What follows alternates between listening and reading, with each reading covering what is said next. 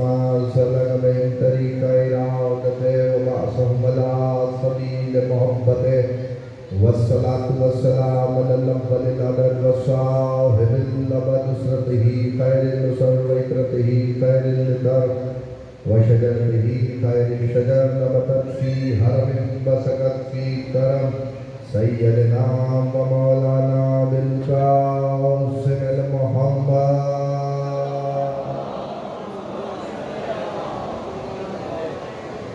وعلى بيت الطيبين الطاهرين المعصومين المنتجبين المنتخبين الذين عذب الله عنهم الرجس وطهرهم تطهيرا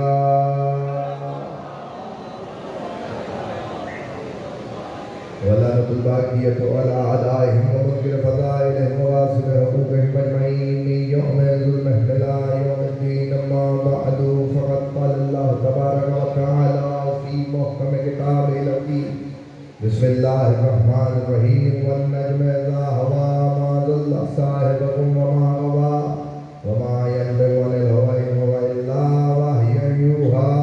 السلام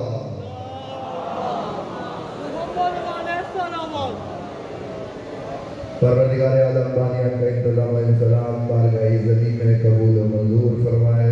آپ کا اس فرش عزا پہ چل کے آنا شہزادی کونین اپنی بارگاہ میں قبول و منظور ہے. اجازت ہے کہ کچھ دیر گفتگو ہوئی جائے.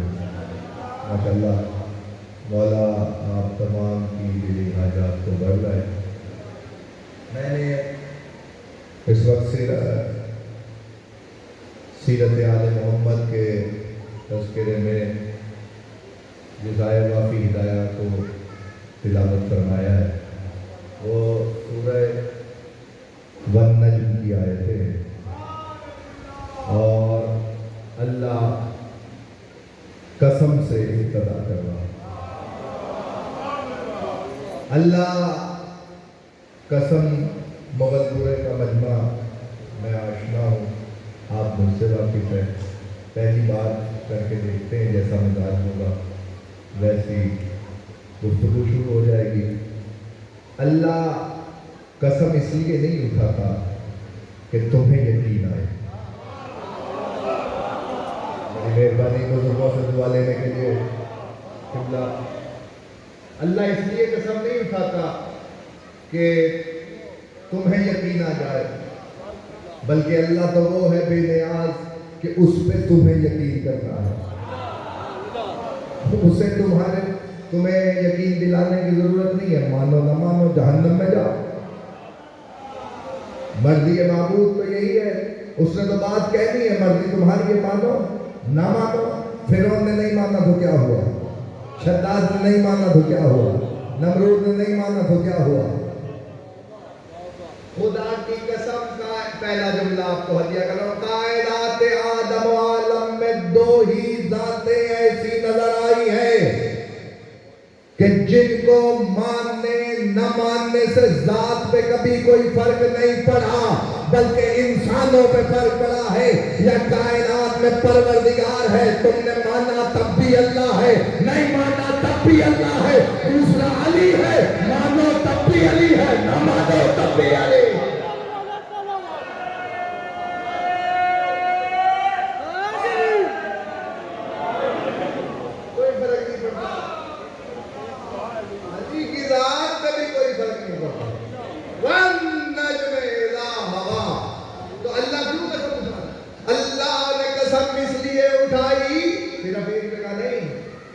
والفجر واللیال العشر والشفع والوتر. فجر کی قسم, 10 راتوں کی قسم, 2 کی قسم, 1 کی قسم. پھر اس کے بعد آوازی والتین والزیتون وطور سینین وہذا البلد الامین. یہ قسمیں اٹھا رہا ہے پروردگار کچھ چیزوں کی.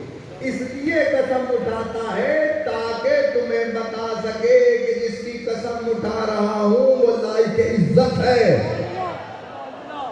جس چیز کی قسم اٹھا رہا ہوں وہ لائق عزت ہے. والنجم اذا ہوا, ستارے کی قسم جب وہ اترا. بیدار ہو جائے, بیدار ہو جائے, جو اللہ کہنا چاہتا.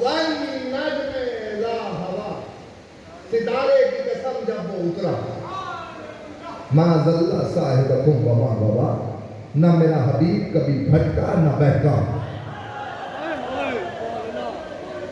یہ تو بلکہ بولتا ہی نہیں ہے, کلام ہی نہیں کرتا جب تک کہ وحی نہ آ جائے. توجہ, یہ بولتا ہی نہیں ہے جب تک کہ وحی نہ ہو جائے, نطق ہی نہیں کرتا جب تک کہ وحی نہ ہو جائے. تو اس کا مطلب یہ ہے کہ مصطفیٰ جو بولیں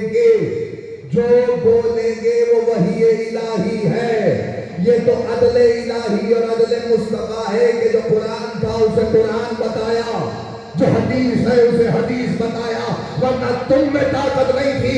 یہ مصطفیٰ کا قول ہے, جسے قرآن کر دے قرآن ہے, جسے حدیث کہہ دے وہ حدیث ہے.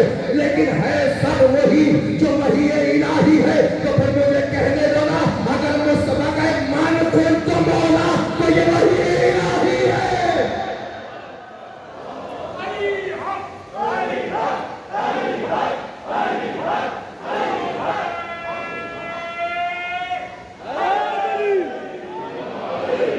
اسی زمان وحی سے, بھائی صاحب, اسی زمان وحی سے رسول اعظم نے کہا یا علی انت منی بمنزلت راس من بدنی. جہاں آپ کا دماغ ہے وہ بھی حدیث ہے, لیکن یہ بھی حدیث ہے, یہ بھی صحابہ میں موجود ہے. 73 فرقے مانتے ہیں اس حدیث کو بھی. ایک حدیث منزلت جسے کہتے ہیں, یا علی آپ کو مجھ سے وہی نسبت ہے جو موسیٰ کو ہارون سے. یہ حدیث دوسری ہے جو اس وقت میں نے بیان کی. اسی وما ینطق والی زبان سے مصطفیٰ نے کہا یا علی انت منی بمنزلت الراس من بدنی. علی تجھے مجھ سے وہی نسبت ہے جو بدن کو سر سے ہوتی ہے. شاید بات پہنچی نہیں ہے. مصطفیٰ کا بدن عام بدن نہیں ہے, رسالت کا بدن ہے. وہی مصطفیٰ علی کو سر کہہ رہا ہے جس نے کہا فاطمہ بضعۃ منی, فاطمہ میری بضعت ہے. اب 3 لفظ عربی گرامر میں استعمال ہوتے ہیں, بدن, جسم اور جسد. اردو میں ایک ہی استعمال ہوتا ہے, جسم. بدن کوئی استعمال کرتا ہے لیکن اس کے معنی بھی جسم کے ہی ہوتے. اگر تینوں کے معنی ایک ہوتے تو اللہ کبھی بھی تینوں لفظوں کو جگہ نہ دیتا. اور لغت میں تینوں کے معنی مختلف ہیں. ترجمہ کریں گے. جسد, آپ نے اعلان سنا ہوگا فلاں صاحب کا جسد خاکی منتقل کر دیا گیا ہے ان کی آخری آرام گاہ کی طرف. تو یعنی جسد اس جسم کو کہتے ہیں جس میں روح نہ ہو.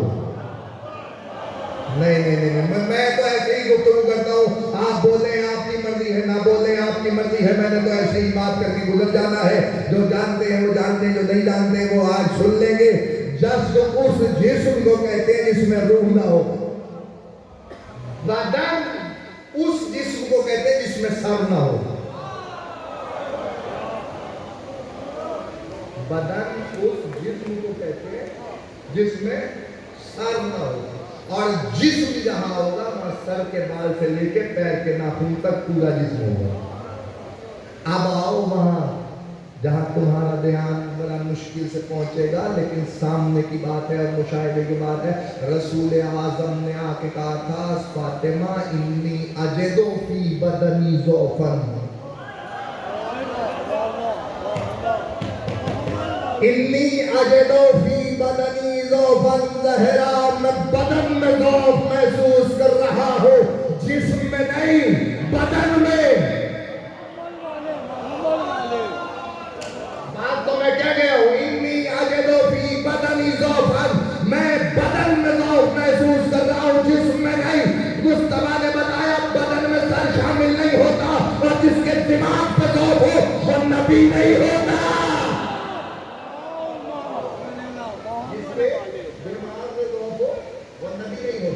اتنی اجد فی بدنی ضعفا. یا بتاؤ باپ سے کہنے لگی اے بابا میں آپ کو اللہ کی پناہ میں دیتی ہوں، ذوق سے آپ کو اللہ کی پناہ میں دیتی ہوں۔ تو جیسے یہ کہا تو رسول نے کہا کہ سیدہ مجھے چادر دو۔ حدیث قصہ ہے نا، سامنے کی بات ہے، جیسے ہی چادر مانگی تو چادر اوڑھتے ہی ذوق رسول کا ختم ہو گیا، رسول کا ذوق ختم ہوا۔ زہرا کی چادر سے عبداللہ آپ کے حوالے جیسے چاہے سماعت فرمائیے گا، جس کے دل میں امام حسین کی والدہ کی مودت ہے وہ جملہ سماعت فرمائے، پسند ہے محمد و اہل بیت محمد۔ رسول نے زہرا کی چادر لے کے ذوق کو ختم کر کے دنیا کو بتایا کہ زہرا نے کہا تھا میں آپ کو اللہ کی پناہ میں دیتی ہوں، تو رسول نے چادر اوڑھ کے بتایا کائنات کے لوگوں اللہ کی پناہ زہرا کی چادر ہے۔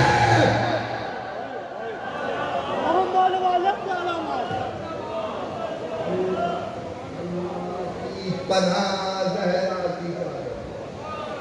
میرا اس وقت موضوع یہ نہیں ہے حدیث کے ساتھ، لیکن موضوع یہ ہے کہ رسول عالم نے اسی ممالیت والی زبان سے کہا کہ تو میرا سر ہے، میں بدن ہوں۔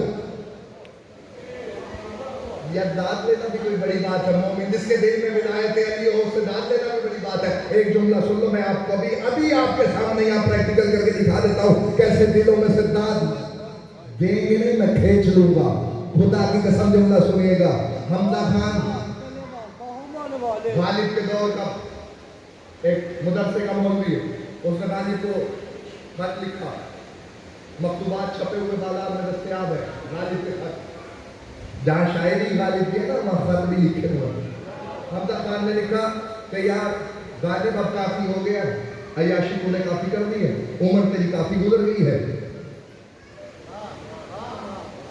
تو ایسا کر بھائی صاحب، اس نے کہا کہ اب ایسا کر اللہ کی طرف آ جا، نماز روزہ کر لے۔ جواب غالب نے دیا، وہ سنے غالب نے کہا کہ حمزہ خان تیرا خط مجھے ملا ہے، میں تجھے اپنا عقیدہ بتاتا ہوں۔ میرا عقیدہ یہ ہے کہ میں اللہ کو وحدہ لا شریک مانتا ہوں، محمد مصطفیٰ کو اس کا آخری نبی مانتا ہوں، 1,23,999 پیغمبروں کو عصمت میں مانتا ہوں، اور اس کے بعد کہنے لگا توجہ، اس کے بعد کہنے لگا 5 اصول دین مانتا ہوں، 10 فروع دین مانتا ہوں۔ جس کے ہیں وہ بولے 5 اصول دین مانتا ہوں، جس میں اول توحید، دوسرے عدل، تیسرے نبوت، چوتھے امامت، 5ویں قیامت، اور اس کے بعد کہنے لگا میں 10 فروع دین مانتا ہوں، جس میں پہلی نماز اور آخری تبرہ ہے۔ توجہ، جملہ بہت قیمتی ہے، کہنے لگا اس کے بعد میں 14 معصومین کو عصمت کبریٰ پہ جانتا ہوں، 14 معصومین کو عصمت کبریٰ پہ مانتا ہوں۔ داد دیکھیے گا بھائی جان، آپ کی دعا لینے کے لیے جملہ اس مجمع میں جملہ دل پہ نقش کرنے کے لیے جا رہا ہوں، کہنے لگا 14 معصومین کو عصمت کبریٰ پہ مانتا ہوں۔ اس عقیدے کے بعد بھی اگر اللہ مجھے جہنم میں بھیج دے گا تو میں اس سے شکوہ نہیں کروں گا، کیونکہ وہ عادل ہے۔ مجھے پتا چل جائے گا کہ اللہ نے مجھے جہنم میں اس لیے بھیجا ہے تاکہ میں جہنم کی آگ بن کے علی کے دشمن کو جلا سکوں۔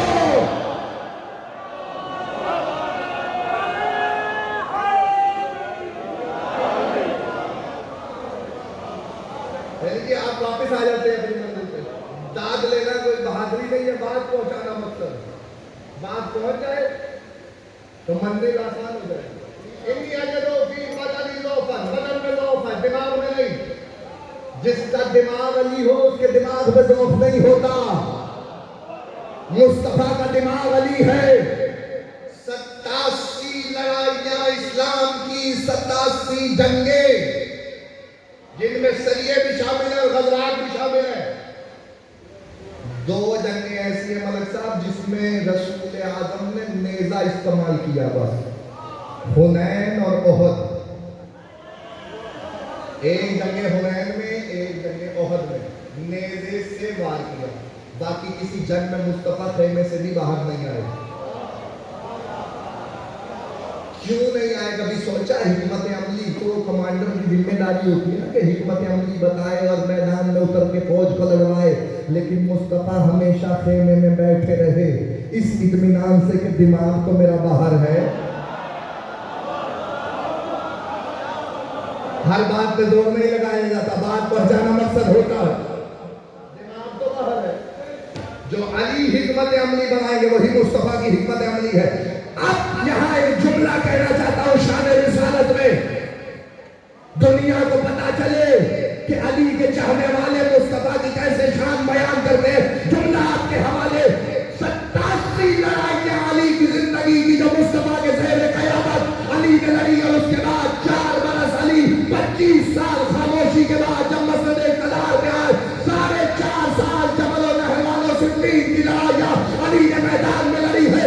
उस मैदान में लड़ते हुई लड़ाई में एक शख्स करीब आया और उसने आगे कहा, या अली, आपसे ज्यादा तो मैंने आज तक कोई बहादुर नहीं देखा। अली ने कहा, खामोश, तूने मुस्तफा की शुजाअत नहीं देखी,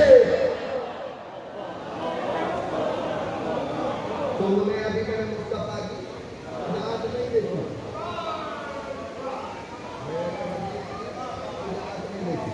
तो तारीख ने ये लिखा कि दिमाग अली है और दिमाग का आलम ये है। लो जी, मैं जल्दी जल्दी मंदिर से करीब हो जाऊँ। दिमाग का आलम ये है, रहमत नहीं बनना, जिक्र अली कभी जहमत नहीं होता, जहमत बन के पढ़ने का फायदा ही नहीं है। 19 रमजान को अली के सर पे जन्नत लगी, जहर दिमाग में उतर गया। आज वक्त इसमें नवाता कहता है, मैं देख रहा था अली के चेहरे पे पट्टी बनी थी जब रहे, मैं दूर से बैठा देख रहा था, अली कभी कभी आंखें खोलते थे और सूरह ज़ुमर की तिलावत करते थे। सूरह ज़ुमर, याद रखिएगा, बच्चों को याद दिलाइएगा, सूरह ज़ुमर वो सूरह है जिसे अली ने आखिरी वक्त में तिलावत किया। अल्लाह अल्लाह, अली जैसा भी कोई होगा। आया था तो सूरह मोमिनून पढ़ी, दुनिया में आए थे तो सूरह मोमिनून की तिलावत की थी, जब सूरह मोमिनून आया भी नहीं था। ना बोलो आपकी मर्जी है, जब आया भी नहीं था तब सूरह मोमिनून की तिलावत की, और जब दुनिया से जा रहे थे तो सूरह ज़ुमर की तिलावत की। अली ने बताया, हमारा आना भी कुरान जैसा, हमारा जाना भी कुरान जैसा। तवज्जो करना, सूरह ज़ुमर की तिलावत कर रहे थे कि कहते हैं इमाम हसन ने तबीब को बुलाया, जर्राह को बुलाया। अली को तबीब की जरूरत नहीं है, इमाम को तबीब की जरूरत नहीं होती, वो तबीब कायनात होता है, लेकिन इमाम का फेल हिकमत से खाली नहीं होता। इमाम हसन ने तबीब को इसलिए बुलाया था ताकि एक तारीख में स्टेटमेंट रिकॉर्ड करवाया जाए, स्टेटमेंट रिकॉर्ड करवाया जाए। तबीब आया, उसने अली के सर का मुआयना किया, उसने कहा, मौला हसन, जहर में बुझी हुई तलवार थी और जहर दिमाग में उतर गया। इमाम हसन ने कहा, ठीक है, तू जा, यही बस पूछना और दुनिया को बताना था कि दिमाग में जहर उतर चुका है, लहू बह चुका है। जब इंसान का लहू बहता है और दिमाग में जहर आ जाए तो दिमाग काम करना छोड़ देता। मुझे नहीं पता तुम कितनी दाद दोगे, जुमला बहुत कीमती है जो आपको हदिया करना चाहता हूँ। रसूल ने कहा, अली तू मेरा सर है, अली तू मेरा सर है। रसूल अल्लाह ने अली को अपना सर कहा। तारीख ने लिखा कि दिमाग में जहर उतर चुका है। उस जहर में उतर जाने के बावजूद अली के दिमाग की कैफियत यह है कि कुरान की तिलावत कर रहे हैं ताकि दुनिया को ये पता चले जहर के उतर जाने के बाद भी अली के दिमाग पे असर नहीं हुआ। और जिसका वसी ऐसा हो उसके मुस्तफा को बुखार में होशियार कहते हैं।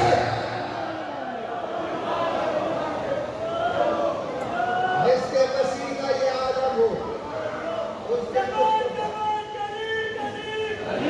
सारे मिलके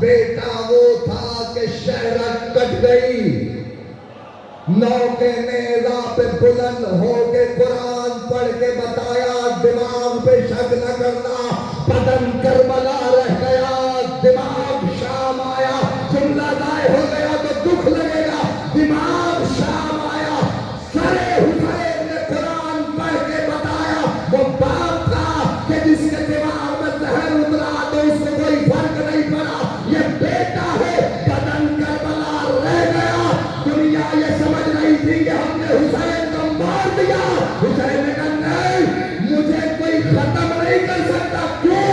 کیونکہ میں حجت الہیہ ہوں، اللہ کی حجت کو کوئی ختم نہیں کر سکتا۔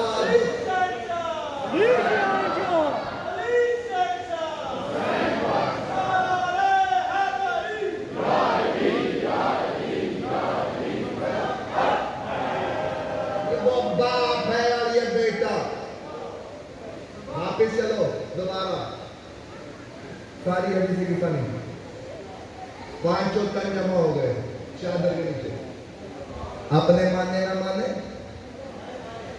غیروں کی کتابوں میں لکھا ہوا، مسلم کی حدیث ہے، صحیح مسلم کی حدیث ہے، پانچوں تن جب چادر کے نیچے آ گئے، وہ عرش پہ رہنے والے نے اللہ سے پوچھا یا رب ومن تحت الکساء، چادر کے نیچے کون ہے پروردگار؟ میں ہاتھ جوڑ کے آپ کی طرف سے سوال نہ کروں جبرائیل سے، جبرائیل کس کے بارے میں پوچھ رہے ہو؟ وہی رسول ہیں جن پہ روز وہی لے کے آتے ہو، وہی زہرا ہیں جن کی تم چکی چلاتے ہو، وہی حسنین ہیں جن کا تم جھولا جھلاتے ہو، وہی علی ہیں جن پہ تم سبق پڑھتے ہو، آج تمہیں پتہ نہیں چلتا کہ کون ہے، روز تو آتے ہو، روز تو ملاقات کرتے ہو، تو آواز آئے گی احمد رمان جب آتا ہو تو الگ الگ ہوتے ہیں، آج نور ایک جگہ ہے، تو توحید کے ماننے والوں تمہیں یہ ماننا پڑے گا، جب پانچ نور ایک چادر کے نیچے آ جائے تو اللہ کا سردار ملک بھی ان کو پہچان نہیں سکتا، اور تم ساتھی میں اتنی ضرورت کیسے آ گئی کہ تم مصطفیٰ کو کہے کہ مجھ جیسا ہے؟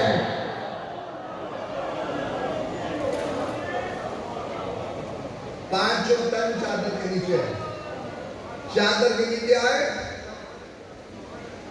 پانچ تن، اللہ نے آواز دی یا ملائکتی یا سبحان سماواتی انی ما خلقت سماعا مبنیتا ولا ارضا مدیتا ولا قمرا منیرا ولا شمسا مضیتا ولا فلکا یدور ولا بحر یجری ولا فلکا یسری الا فی محبت هؤلاء الخمسة الذین هم تحت الکساء، ہم میرے ملائکہ اے آسمان پہ رہنے والوں، نہ میں دریا بناتا، نہ سورج بناتا، نہ چاند بناتا، نہ میں آسمان بناتا، نہ زمین بچھاتا، نہ دریا کو روانی دیتا، نہ کشتی چلاتا، نہ کشتی کو روانی دیتا، اگر میں ان سے محبت نہ کرتا، میں نے ان سے محبت کی تو دریا بنائے، میں نے ان سے محبت کی تو چاند بنایا، میں نے ان سے محبت کی تو سورج بنایا، میں نے ان سے محبت کی تو آسمان بنایا، میں نے ان سے محبت کی تو کشتی کو روانی دی، پروردگار قانون بن گیا، جب کوئی کسی سے محبت کرتا ہے تو اس کے لیے کچھ بناتا ہے، پروردگار تو کل شے قدیر تھا، تو نے بنایا تو ان کے لیے چاند بنایا، تو نے بنایا تو ان کے لیے سورج بنایا، تو نے بنایا تو ان کے لیے آسمان بنایا، ہم جیسے کیا کرتے، لیکن محبت کا تقاضا یہی تھا کہ کچھ بنایا جاتا، پروردگار ہم نے بھی بنایا، ہم نے اس سے محبت کی تو عالم بنایا، ہم نے محبت کی تو تعزیہ بنایا، ہم نے محبت کی تو زلزلہ، یہ محبت کا تقاضا ہے،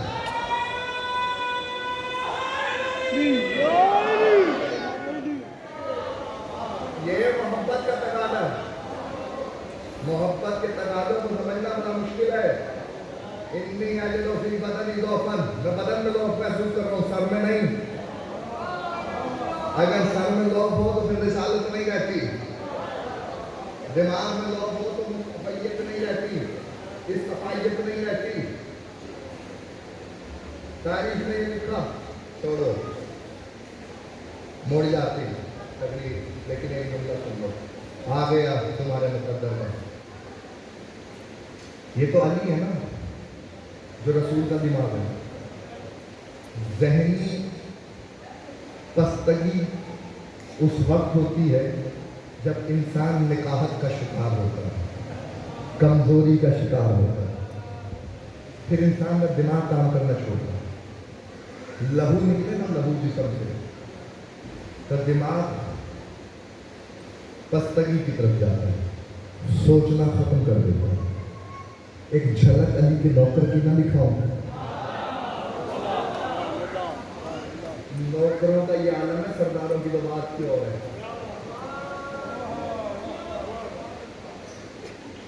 ابن زیاد کا دربار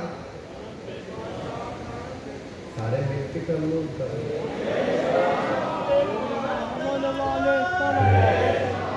ابن زیاد کا دربار ہے, میثم کو بلایا گیا.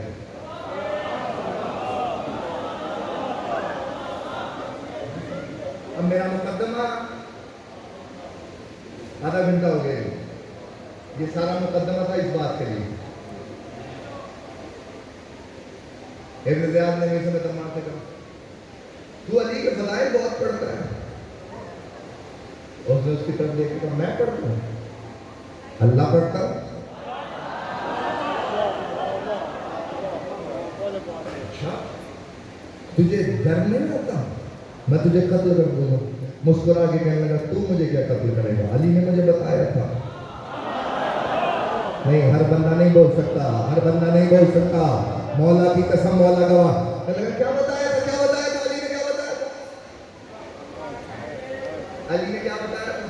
انہوں نے کہا علی نے بتایا تھا میثم تجھے میری محبت میں سولی پہ لٹکایا جائے. اچھا اور کیا بتایا تھا؟ کہا تھا تیرے ہاتھ پیر کاٹ دیے جائیں گے. اچھا اور کیا بتایا تھا؟ میثم تیری زبان بدھی سے کھینچ لی جائے گی. کمر بھائی جیسے اس نے یہ بات کہی نا, اس نے کہا اچھا میں تجھے سولی پہ بھی لٹکاؤں گا, تیرے ہاتھ پیر بھی کٹواؤں گا, تیری زبان نہیں کھینچوں گا تاکہ معاذ اللہ میں علی کو جھوٹا ثابت کر سکوں. دماغ نہیں دیکھا آپ نے, دماغ دیکھیے. اس نے کہا اچھا. میثم نے مسکرا کے کہا وہ علی ہی کیا جس کی بات سچ نہ ہو, وہ علی ہی کیا جس کی بات سچ نہ ہو. تاریخ کہتی ہے وہ درخت جسے میثم پانی دیتا تھا, بچے بچے کو پتا ہے, خود پروان چڑھایا تھا. آپ کو پتا ہے عرب میں سنی گلے سے لٹکا کے نہیں دی جاتی, ہاتھ پیر باندھتے ہیں اور دار پہ لٹکا کے ہاتھوں پہ سے زخم لگاتے ہیں اور پیروں پہ زخم, رگیں کاٹ دیتے ہیں, لہو بہتا جاتا ہے اور انسان کی موت ہو جاتی ہے. ایک دم نہیں مرتا. لٹکایا نا جیسے ہی دار پہ میثم کو, پیر کاٹ دیے, ہاتھ کاٹ دیے, ہاتھ پیر سے لہو بہ رہا تھا.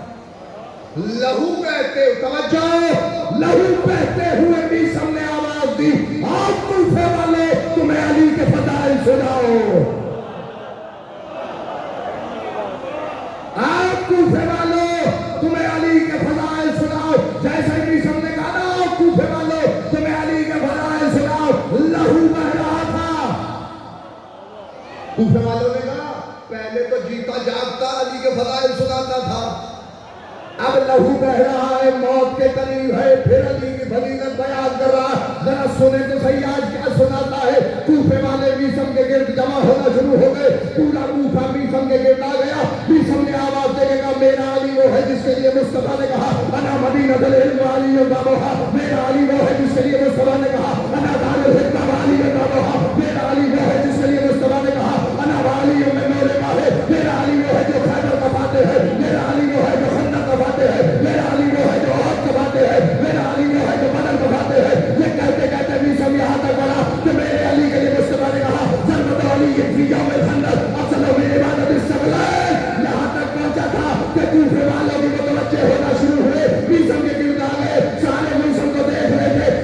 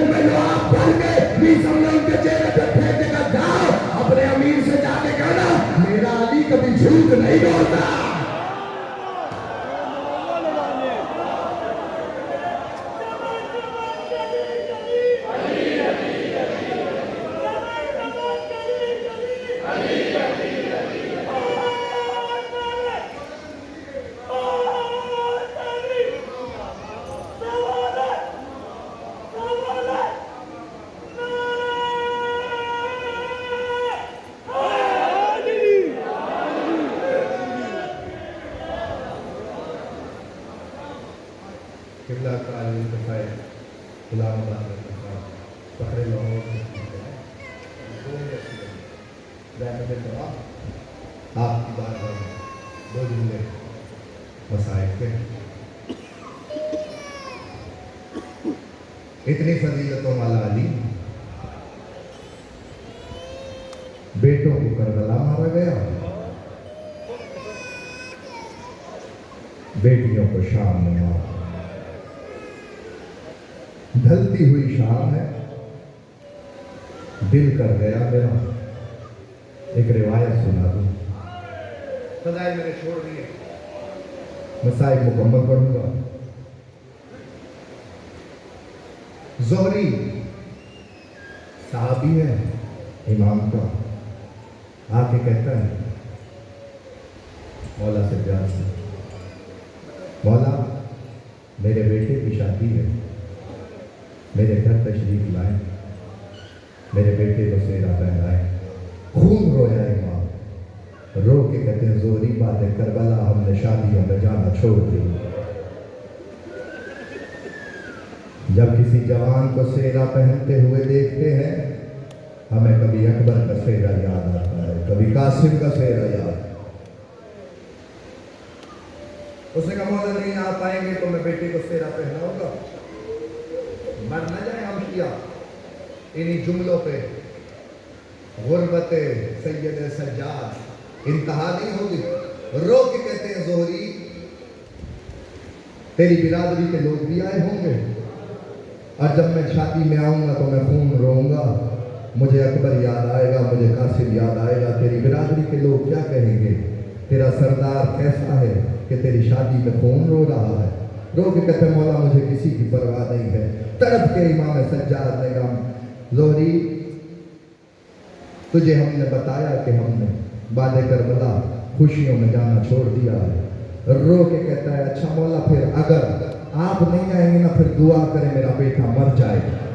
تڑپ کے امام سجاد نے اس کے لبوں پہ ہاتھ رکھے کہا زہری جوان بیٹوں کی موت نہیں مانگا کرتے، جوان بیٹوں کی موت ضعیف کر دیتی۔ اسے کہا مولا پھر کوئی نہ کوئی ایسا سبب تو ہو کہ آپ میرے گھر آئے۔ عزادارو اپنی قیمت پہچانو، اپنی قدر پہچانو۔ تڑپ کے مولا سجاد کہتے پھر ایسا کر اگر تم میرے بابا حسین کی مجلس کرے تو میں تیرے گھر آ جاؤں گا۔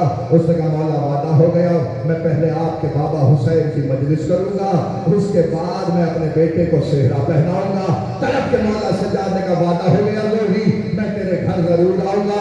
زہری جانے لگا، قمیص دوڑتی ہوئی آئی، اس نے آ کے کہا مولا سجاد زہری سے کہیے پردے کا انتظام بھی کروائے، پھر اکیلا سجاد نہیں آئے گا بلکہ زینب بھی بھائی کے مجلس میں آئے گا۔ تیاری کرو میں جملہ کہنا تھا۔ آ گیا میرا مولا سجاد زہری کے گھر، مسرت بچھائی گئی، فرش عزا بچھایا گیا۔ تاریخ کہتی ہے شاعر بلایا گیا، اس نے مرثیہ پڑھنا شروع کیا۔ امام نے کہا بتا تو صحیح نزاداروں کو میرا اکبر گھوڑے سے کیسے اترا، بتا میرے قاسم کے ٹکڑے کیسے ہو گئے، اب بتا میرے بابا کو کیسے قتل کیا گیا۔ تاریخ کے لیے جب شاعر سارا مرثیہ پڑھ چکا نا، امام نے کہا زہری چراغوں کو بجھا دے تاکہ کوئی شرما کے نہ رو سکے۔ زہری نے چراغ بجھا دیے، جب مرثیہ ختم ہوا چراغ جلائے تو اسے امام نظر نہیں آئے۔ مر نہ جائے ہم شیعہ، مقتل کہتا ہے ایسے میں زہری نے دائیں دیکھا اسے مولا نظر نہیں آئے، بائیں دیکھا مولا نظر نہیں آئے، طرف کے دیکھا تو دروازے کے باہر اس کے گھر کے کھڑے تھے، ہر ایک کے عزادار کے سامنے ہاتھ جوڑ کے کہتے تھے وہ تمہارا شکریہ تم میرے بابا حسین کو رونے کے لیے آئے ہو، تمہارا شکریہ تم علی اکبر کو رونے۔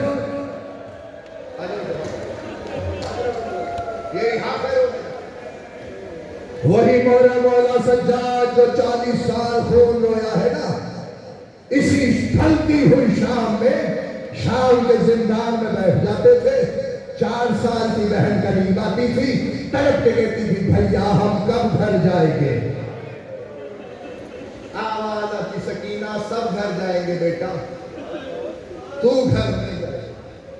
میں نے شہادت نہیں پڑھنی، سید ابراہیم دمشقی کا ایک جملہ ہے، وہ جملہ سنو، قیامت ہے، جملہ نہیں قیامت ہے۔ شام کے زندان میں 4 سال کی سکینہ مر گئی، ہاتھوں میں بھائی کے جنازہ تھا، دفنا کے نہ بہن کو، سال کی قید۔ سنو گے تاریخ کے یہ جملے ہیں۔ سکینہ بی بی زندان کے دروازے پہ آ جاتی تھی، شام کی عورتیں آ کے کہتی تھی بتا تیرا اکبر کتنا پیارا تھا، بتا تیرا اصغر کتنا پیاسا تھا، بتا تیرا چچا کتنا بہادر تھا۔ سکینہ ساری روایات کربلا کی سناتی، شام کی عورتیں اپنے گھروں کو چلی جاتی۔ ایک دن جب شام کی عورتیں آئی، دروازے پہ بچی کو نہیں پایا، چڑھ کے کہتی بچی آ ہمیں کربلا کی کہانی سنا، معصومہ آ ہمیں کربلا کی کہانی سنا۔ بچی کی کوئی آواز نہیں آئی، کڑک کے میرا قیدی امام اٹھا، اٹھ کے کہتا ہے وہ جو تمہیں کہانی کربلا کی بتاتی تھی وہ شام کے اندھیرے زندان میں مر گئی ہے۔ ادارہ جملہ قیامت ہے۔ مقتل کہتا ہے شام کی عورتوں نے جا کے اپنے گھروں میں کہا آج کے بعد ہمارے گھروں میں چولہا نہیں جلے گا جب تک یہ قیدی آزاد نہیں ہوں گے۔ شامیوں نے آ کے قصر یزید کو گھیرا۔ مقتل کے یہ جملے ہیں یزید سے کہا انہیں چھوڑ دے، وہ جو باپ کے غم میں روتی تھی وہ مر گئی ہے، اب اور کتنا ظلم کرے گا، شام میں عذاب آ جائے گا۔ اس نے رخصت کیا، میں نے سارا مضمون چھوڑ دیا۔ سکینہ کو قبر میں سلانے کے بعد زینب عالیہ وعدہ کر کے گئی، زینب نے کہا سکینہ گھبرانا نہیں بیٹا، پھوپھی واپس آ رہی ہے۔ ایک جملہ سننا جس کے لیے ساری محنت کرایا ہوں، ابراہیم دمشقی ایک عالم دین ہے، جب تک اس کی 3 بیٹیاں تھی، رات کو ایک بیٹی کے خواب میں سکینہ بی بی آئی، تڑپ کے کہتی ہے اپنے بابا سے کہو میری قبر کی جگہ بدلوائے، میری قبر کے قریب پانی آ گیا ہے۔ دوسرے دن دوسری بیٹی کے خواب میں، تیسرے دن تیسری بیٹی کے خواب میں، چوتھے دن ابراہیم دمشقی کے سامنے آ کے کہا میں نے تجھے پیغام بھجوایا ہے لیکن تو میری قبر کی جگہ نہیں بدل رہا، میری قبر کے قریب پانی آ گیا ہے۔ جب سے چچا عباس پانی لینے گئے تھے واپس نہیں آئے، مجھے پانی اچھا نہیں لگتا، میری قبر کی جگہ تبدیل کروا۔ ابراہیم دمشقی نے شام کے عالموں کو لیا، کناتے لگوا کے سیدہ کی قبر سے مٹی ہٹائی گئی اور اپنے اندر داخل ہوئی۔ مستورات نے جیسے مٹی ہٹائی نا، کچھ عورتیں بے ہوش ہو گئی، کچھ وہی ماتم کرتی کرتی مر گئی۔ آواز آئی ابراہیم دمشقی کی کیا ماجرا ہے، ساری رو رہی ہے، کچھ مر گئی ہے۔ آواز آئی سید ناپو آج بھی بچی کا عالم یہ ہے، ہاتھوں میں رسیاں ہے، کانوں سے لہو جاری ہے، لبوں پہ خشکی ہے،